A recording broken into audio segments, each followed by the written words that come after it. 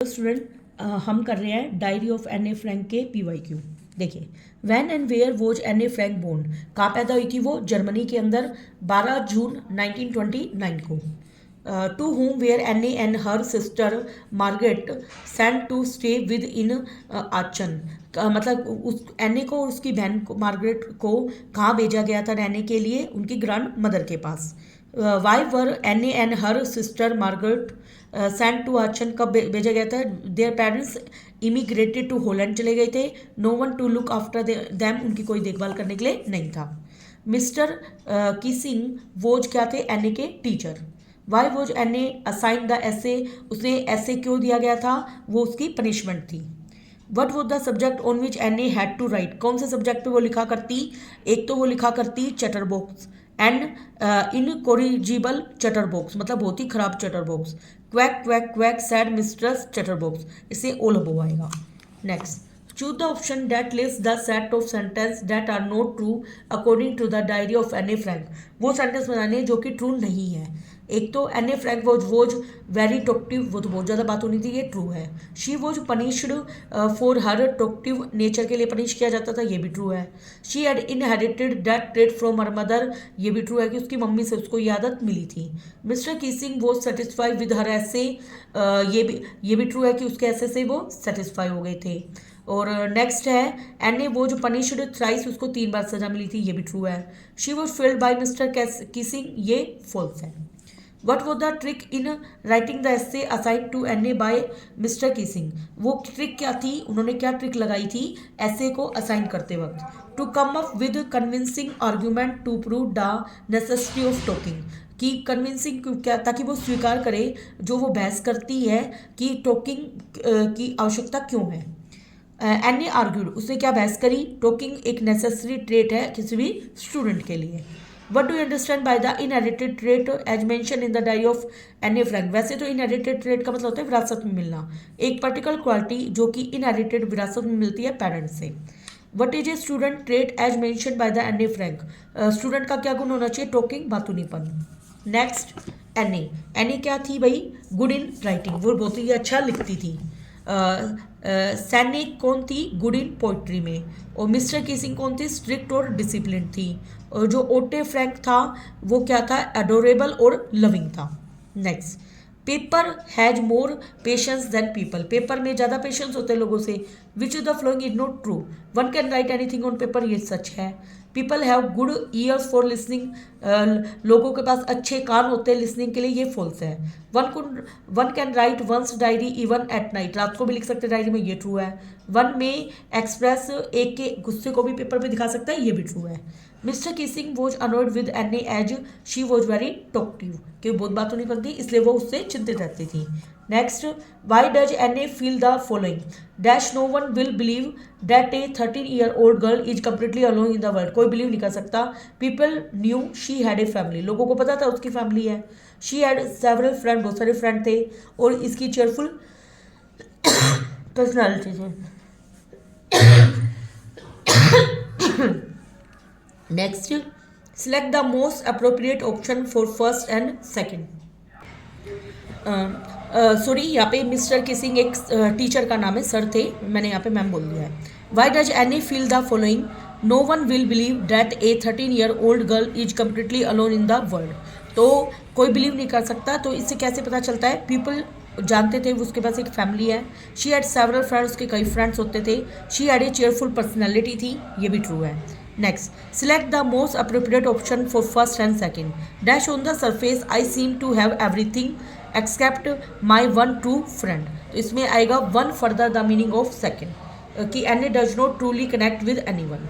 Next, select the option which डिसमे an example of having a good time, तो कौन सा ऑप्शन है? He is out for a picnic with his friends, के साथ जाती है और वो हंसते हैं और वहाँ पे गाते हैं। What do we get to know about Anne when she say the following, तो क्या पता लगता है हमें? देखिए, इससे हमें पता लगता है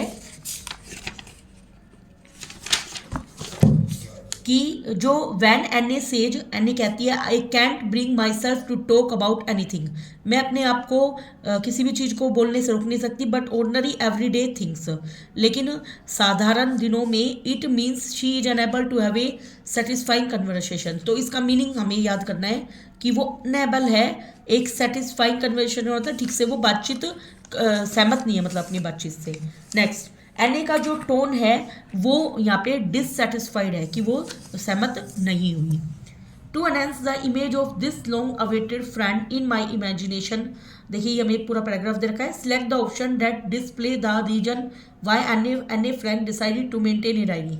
अब देखो वो मतलब लोगों से ठीक से बातचीत नहीं कर पा रही, मतलब सेटिस्फाई नहीं हो रही कन्वर्सेशन से, तो फिर वो क्यों डिसाइड करती है कि डायरी रखने के लिए? She had no close friend, क्योंकि अब वो फील करती है कि उसके पास कोई क्लोज फ्रेंड नहीं है। She wanted to write in a diary about, किसके बारे में लिखना चाहती है डायरी में? ईच और एवरी डिटेल अपनी लाइफ के बारे में, ताकि वो उनसे खूब बातें कर सके। Why did Anne call it who is the long awaited friend mention in the diary, जो लंबे समय तक उसका फ्रेंड रहता है वो कौन होती है? उसकी डायरी। आगे, what does she write in a diary, क्या लिखते हैं वो डायरी में? डैट इट इज इनहेरिटेड, क्योंकि ये जो बातुनीपन की जो आदत है उसको विरासत में मिली है। Next, what is the integral to writing her diary according to Anne, क्या इंटीग्रल रहता है उसका लिखने का? थर्ड पे जाएंगे हम, देखिए, to give convincing argument in support of the necessary to talk, वो आर्ग्यूमेंट देती है वहाँ पे कि बात करना क्यों जरूरी है। What was Anne asked to write an essay about, Anne ने किसके बारे में ऐसे लिखा था? चटर बॉक्स के बारे में।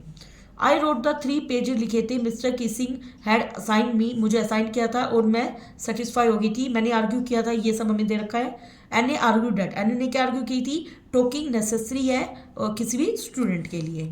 आगे, choose the option that lists the set of sentence that are not true according to given extract. एक तो Anne was very talkative, ये ट्रू है।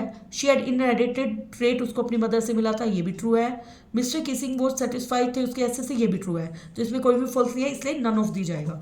Next, who was mister Keesing, कौन थे? मिस्टर किसिंग एन ए के teacher थे। और what did mister Keesing ask Anne to write, क्या लिखने के लिए कहा था? एक ऐसे लिखने के लिए कहा था, एक चटर बॉक्स के ऊपर। Next, what do you imply by had a good love, imply in context of Mr Keesing, इसका मतलब क्या है? He realise the humour, realise किया, एंड वॉज अम्यूज्ड, और वो उससे खुश थी, मतलब हैरान थी। Choose the option that best describe Mr Keesing, कैसे थे? स्ट्रिक्ट थे और इनोवेटिव थे।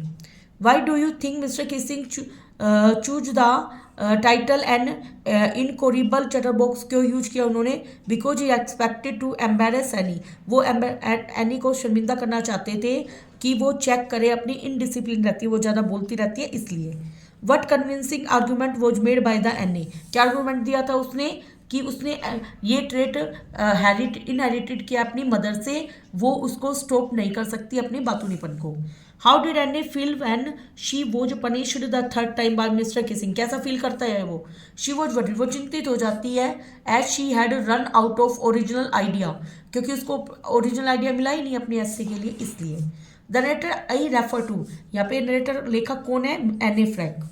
The phrase right away in this extract most nearly means का मतलब है इमीडिएटली, तुरंत।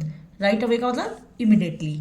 What does the narrator mean by saying we were both in tears, इसका मतलब है the narrator means that at they said a heart breaking farewell हुई थी और वो क्राई, रोने लग गए।